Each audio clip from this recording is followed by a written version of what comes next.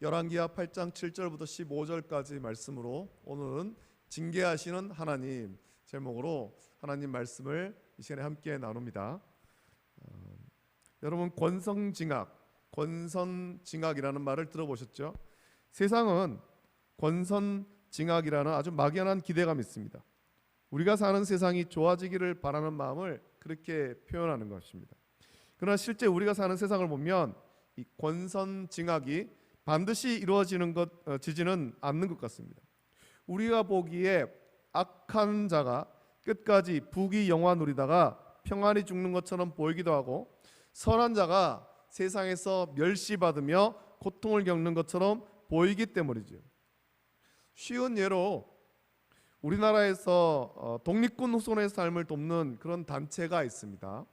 오랜 세월이 지나 과거 일제강점기 때 나라의 독립을 위해 자기 재산을 다 바치고 목숨도 바친 독립군의 후손이 있는데 독립군이 있었는데 옳은 일을 위해서 헌신했던 그들의 후손이 어떻게 지내는가 찾아보니까, 그렇게 옳은 일을 했지만, 나라를 위해서 옳은 일을 했지만 그 후손의 삶은 너무 빈궁한 삶을 살며 어려운 것을 알게 되었습니다. 그래서 독립군 후손을 돕는 단체가 생겼고, 최소한 그 독립군 후손들, 나라를 위해서, 나라의 독립을 위해서 재산 바치고 목숨 바쳐서 일했던 그 독립군의 후손이 최소한 살 집과 생계를 유지하도록 좀 도왔으면 좋겠다라는 목적에서 그런 단체가 생겼습니다. 그들이 그런 운동을 하는 이유는 옳은 일을 했지만 오히려 세상에서 멸시받으며 독립군 후손들이 어려움을 겪고 있기 때문이에요. 반면에 친일파의 후손들은 어떤가 찾아보니까 지금도 세상에서 부귀영화를 누리며 잘 살고 있는 사람들이 많이 있더라는 겁니다. 이런 것을 볼 때 세상은 막연히 권선징악을 그렇게 기대하지만 그렇지 않은 경우도 세상에는 많이 있다라는 겁니다. 이런 것을 보며 세상 사람은 하나님을 부정하기도 합니다. 하나님이 계시다면 어떻게 불의한 자가 세상에서 잘 살고 또 옳은 일을 위해서 생명을 바치고 자기의 모든 것을 바친 자는 어려움을 겪는지 이해할 수가 없는 거예요. 그런 관점에서 또 어떤 예수님 믿는 사람들도 아니 예수님 믿으면 복을 받고 다 잘 돼야 되는데 내가 예수님 믿은 지 오랜 시간이 되었는데 내가 왜 이렇게 힘들고 어려운가 라고 하면서 그 믿음을 버리는 사람들도 간혹 나오더라는 겁니다. 그래서 세상은 결국 그들이 내린 결론은 하나님은 없다, 이런 결론에 세상은 이르게 됩니다. 여러분은 그런 상황이 이해됩니까?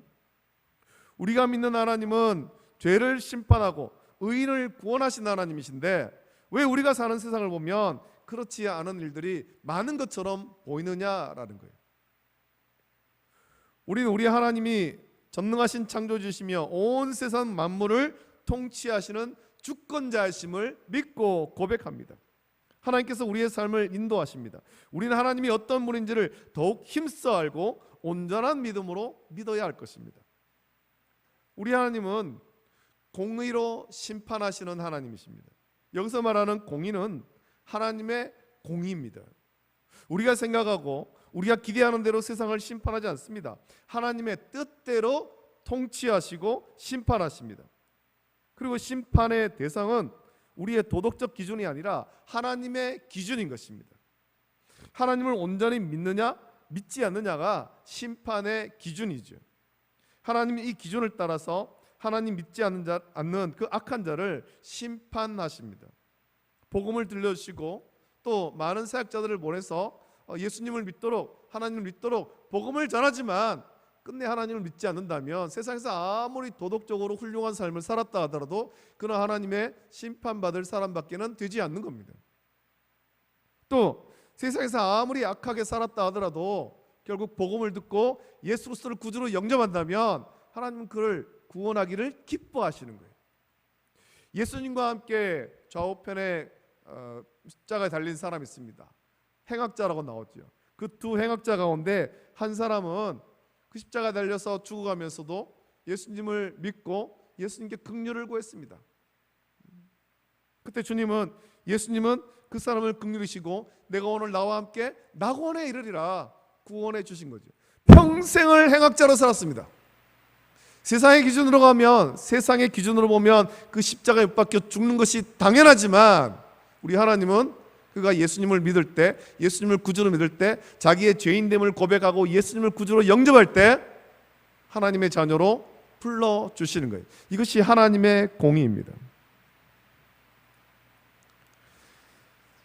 이스라엘을 침공하고 또 사마리아를 굴복시키려고 애워쌌던 아람의 벤하닷이 자기의 나라로 물러갔습니다. 사마리아 점령이 실패했죠.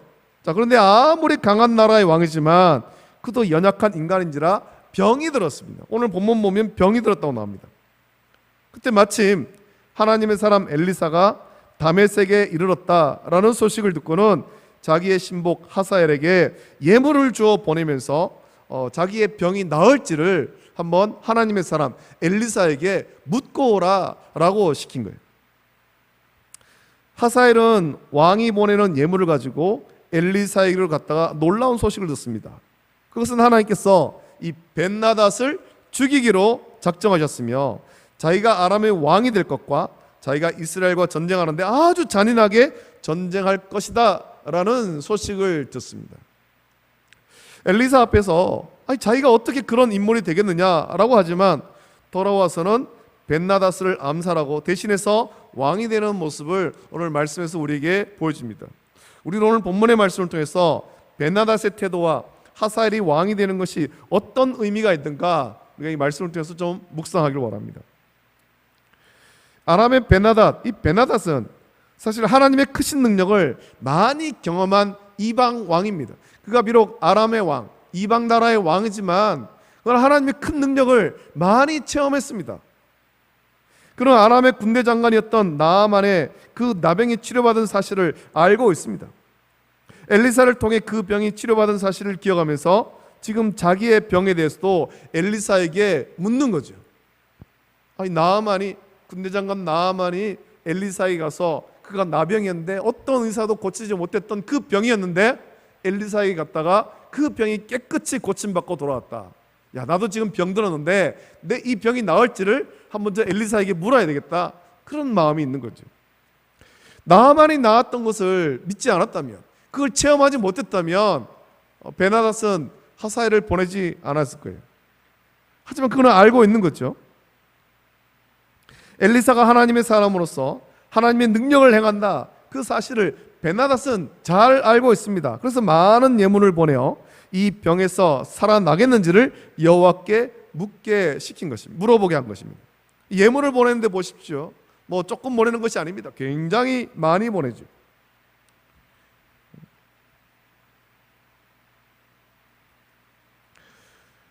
또 벤하닷은 엘리사 때문에 번번이 이스라엘 침공이 실패했던 경험도 있습니다. 저 작은 나라를 내가 한번 침공해서 저 나라를 정복해야 되겠는데 많은 군대를 보내지만 번번이 가로막히는 거예요.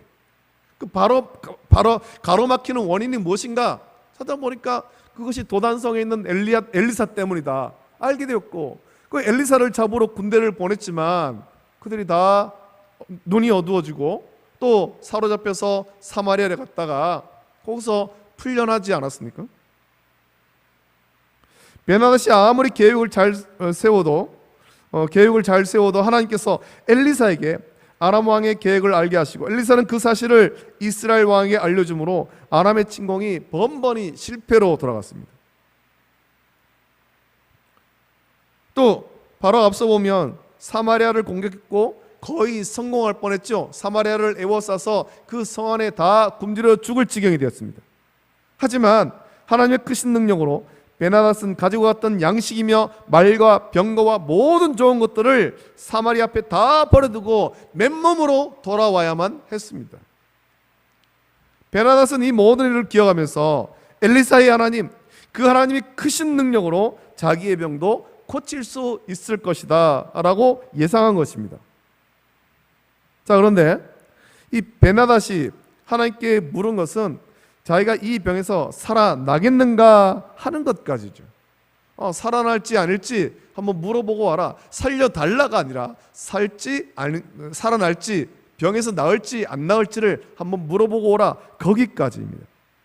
그것은 베나닷의 관심이 영적인 데 있지 않다라는 것입니다. 여전히 육적인 데 머물러 있는 거예요. 베나닷은 하나님의 큰 능력을 여러 번 경험하고 들었지만 자기를 구원해달라라고 하나님께 간구할 줄은 몰랐습니다. 큰 능력을 경험했지만 여전히 하나님을 신뢰하지 않는 겁니다. 하나님을 믿지 않는 거죠. 아무리 하나님 말씀 듣고 하나님이 하신 일을 경험했다 하더라도 우리 하나님을 전능하신 창조주, 구원자, 나의 하나님으로 믿지 않는다면 그건 아무 소용이 없는 것입니다. 나의 하나님으로 믿지 않는다면 그는 구원받지 못합니다. 우리가 성경 말씀을 읽습니다. 이 성경 말씀을 읽을 때 이 말씀을 하나님이 나에게 주신 말씀으로 받아야 되죠. 나에게 주신 말씀으로.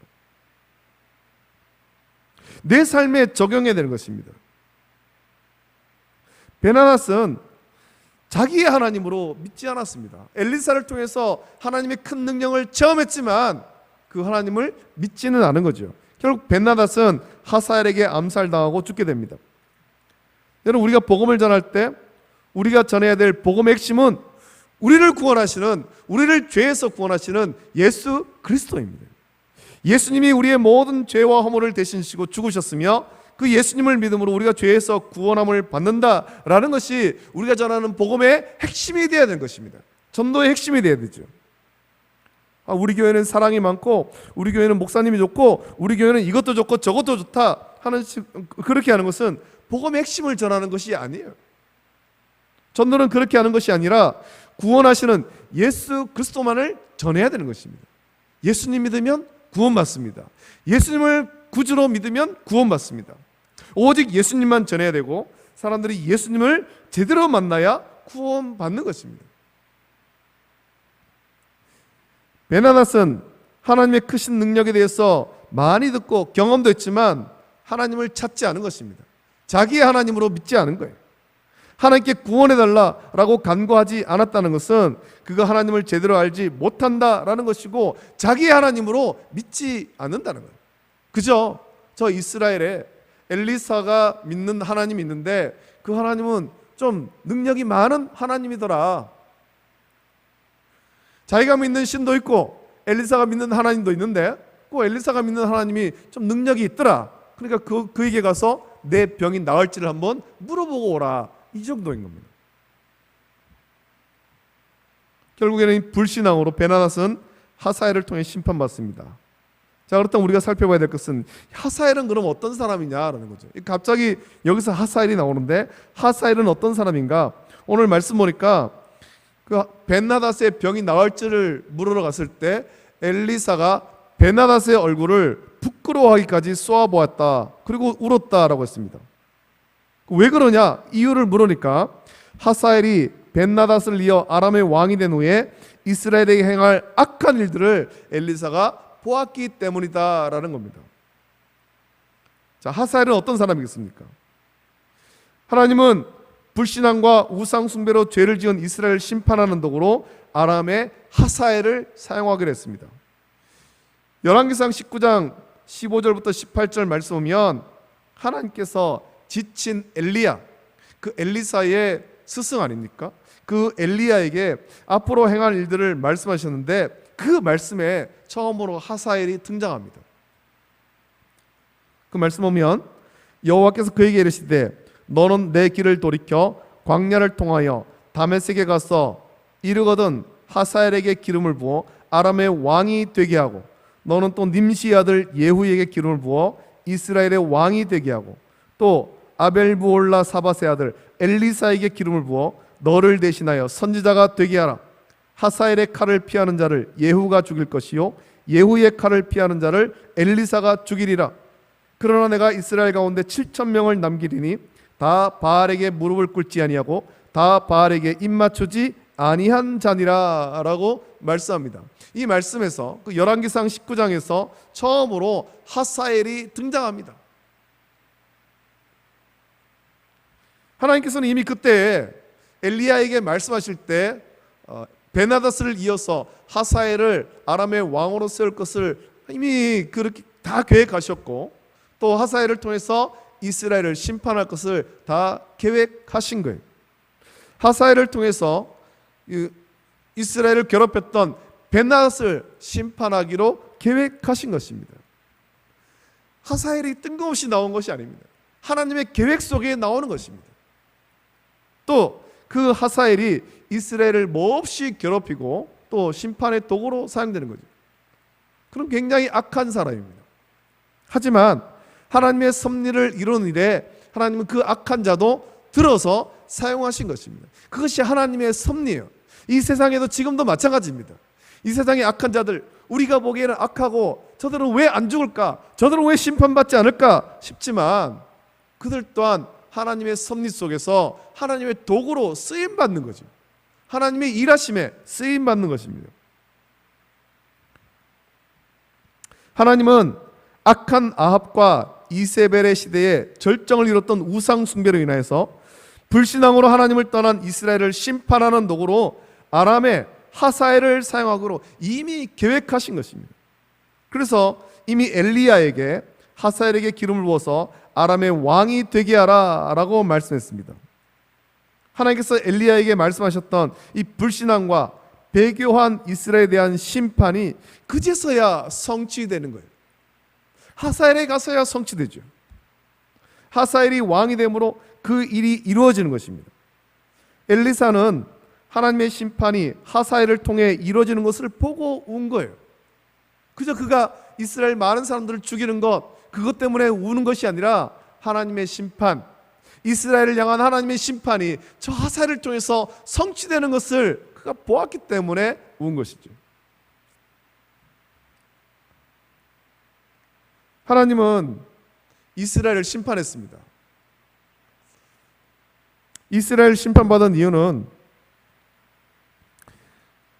하나님을 떠나서 우상 숭배를 했기 때문입니다. 우리 하나님은 불신앙과 우상 숭배를 가장 싫어합니다.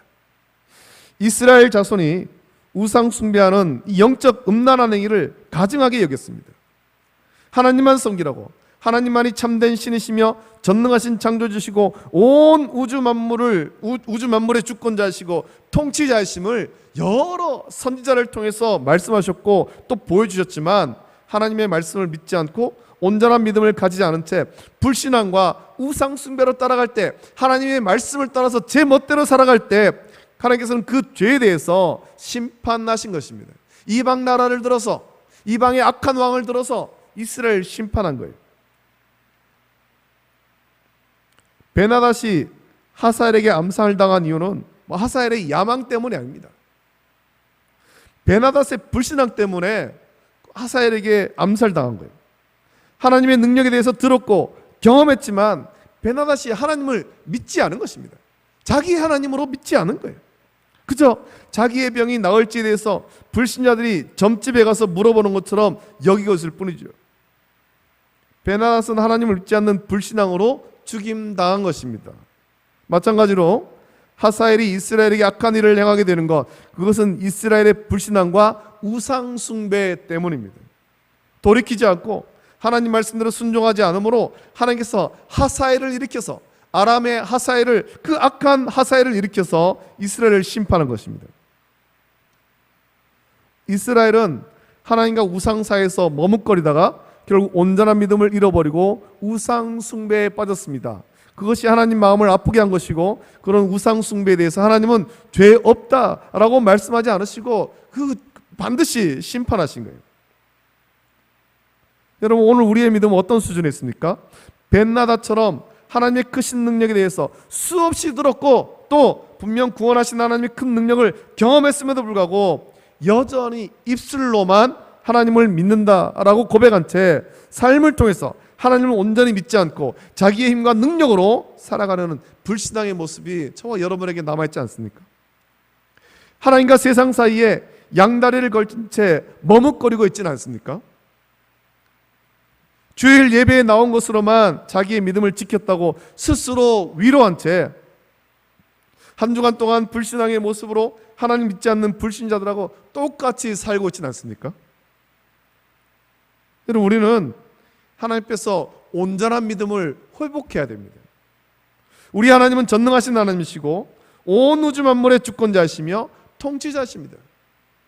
성경에서만 그렇게 하신 것이 아니라 지금의 우리의 삶 속에서도 우리 하나님은 통치하고 계신 거예요. 섭리하고 계신 것입니다. 지금도 온 세상을 다스리시는 거죠. 하나님의 뜻대로 통치하십니다. 이 하나님을 온전히 믿고 믿음에 고백하며 삶을 통해서 하나님을 온전히 예배하는 참된 믿음의 예배자가 다 되시기를 예수님의 이름으로 축복합니다. 기도드리겠습니다. 좋으신 아버지 하나님, 사랑과 은혜를 감사드립니다. 주의로 3일간 은혜 가운데 지키시고 오늘도 주의 전으로 우리를 인도하셔서 하나님을 예배케 하심을 감사합니다. 오늘 우리에게 주신 말씀을 묵상합니다. 이 말씀을 묵상하시면서 하나님, 공의로우신 하나님, 하나님의 공의로 세상을 심판하신 하나님을 우리가 믿고 또 하나님 앞에서 구원받을 믿음을 우리가 온전히 지킬 수 있도록 은혜를 부어 주시옵소서.